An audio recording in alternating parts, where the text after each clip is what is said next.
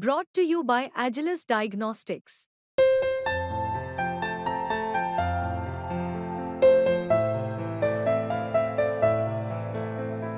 Agilus Diagnostics. 100 चूहे खाके बिल्ली हज को चली।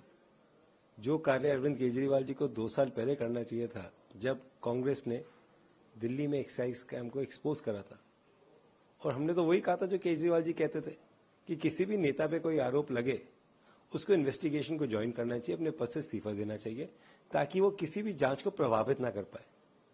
अब जब सुप्रीम कोर्ट ने उनकी सारी पावर्स को रोक दिया है, एज चीफ मिनिस्टर वो किसी फाइल पे साइन नहीं कर सकते, और मुझे लगता है जो उनकी 10 साल की नाकामियत भी रही है, लोकपाल आया नहीं, स्वराज बिल आया नहीं, मैं बड़ा बंगला नहीं लूंगा, ले लिया, मैं सिक्योरिटी नहीं लूंगा, ले ली, और मुझे लगता है उन्होंने केवल और केवल अपने लिए और अपने विधायकों और अपने मंत्रियों के लिए काम करा है, दिल्ली की जनता के लिए काम नहीं करा।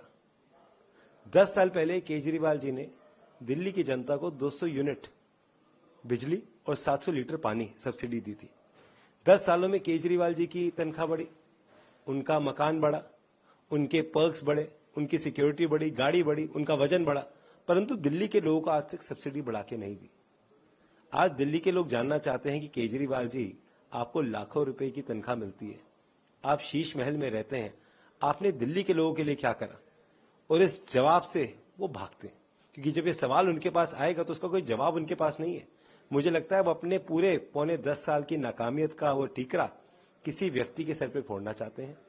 केजरीवाल जी को 2 साल पहले रिजाइन करना चाहिए था, और उनको 2 दिन का इंतजार करने के लिए किसने कहा है? आज सीधा आते, रिजाइन करते और लोग उसको एक्सेप्ट करते। सर, हिम्मत को तोड़ना था, उन्हें लगा कि वे हमारी पार्टी को तोड़ देंगे और मुझे जेल में डालकर दिल्ली में सरकार बना लेंगे।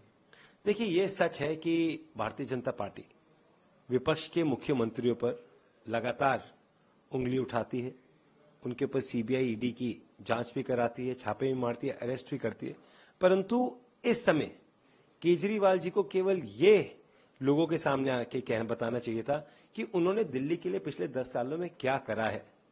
घर घर नल देने वाला व्यक्ति, हर गली मोहल्ला क्लिनिक खोलने वाला व्यक्ति शराब के ठेके खोलने लग गया।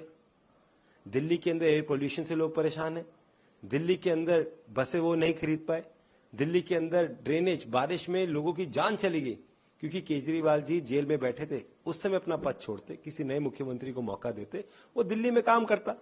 वो क्या, उनका आधा मंत्रालय उनके साथ जेल में था।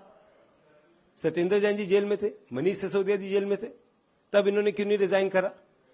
मैं उम्मीद करता हूं कि किसी पपेट सीएम को केजरीवाल जी नहीं बनाएंगे। केजरीवाल जी को 2 दिन का इंतजार नहीं करना चाहिए, केजरीवाल जी को तुरंत रिजाइन करना चाहिए। और आज लोकसभा चुनाव से पहले केजरीवाल जी ने कहा था, अगर आप चाहते हो केजरीवाल बाहर रहे तो दिल्ली में केजरीवाल को वोट दो।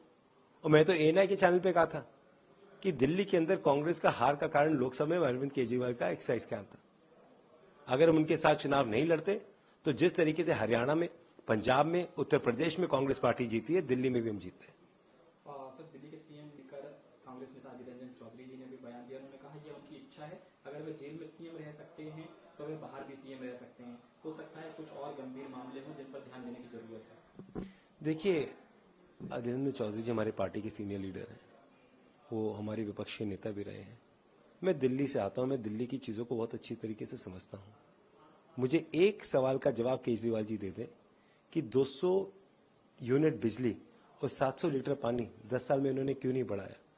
कांग्रेस के मैनिफेस्टो में, आपके टीवी चैनल पे मैं बता रहा हूं, हम बिजली की सब्सिडी बढ़ाएंगे, हम पानी की सब्सिडी बढ़ाएंगे, और हमारे मुख्यमंत्री को, हमारे मंत्रियों को बड़े बड़े शीश महल नहीं मिलेंगे। वो सारा का सारा पैसा दिल्ली के विकास कार्यों में जाएगा, दिल्ली की सब्सिडी में जाएगा, दिल्ली की टूटी हुई रोड्स को बनाया जाएगा, दिल्ली के अंदर वाटर और सीवेज का काम कराया जाएगा। और जिस तरीके से शीला जी के समय एक बहुत अच्छी दिल्ली, एक खुशहाल दिल्ली, एक हरियाली दिल्ली दिखाई देती थी, वैसी दिल्ली हम वापस लेकर आएंगे।